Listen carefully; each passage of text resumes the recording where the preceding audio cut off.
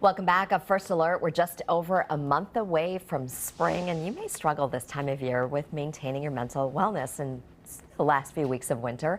Aisha is at the First Alert Safety Desk with expert advice. Good morning. Good morning, Tammy. We're almost there. As we often talk about, though, mental illnesses are disorders that can affect your thinking, your mood, your behavior. By this time of year, the winter blues can really take a toll on a lot of us. Grand Chute Fire Department says they do have some tips to help you cope as we count down to spring. First, go outside in the sun whenever possible, especially when we've had these more mild temperatures. Stay connected with friends and family, and you could try journaling, even something as simple as writing 3 good things that happen each day. So important to get regular exercise. Several 5-minute workouts even throughout the day will help. Getting enough sleep is crucial. Establish a daily routine and stick to it.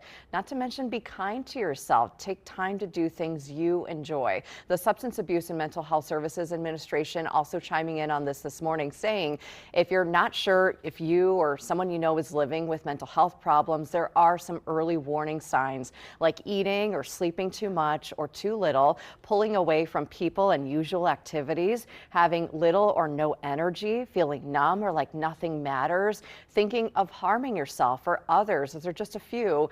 Experts say it's important to stick to a treatment plan even if you start to feel better. Keeping your doctor or therapist updated and practicing that self-care is a good idea. And you can always call or text the 988 hotline. We also have plenty of resources for you, even local ones, at WBAY.com/suicide prevention. Steve.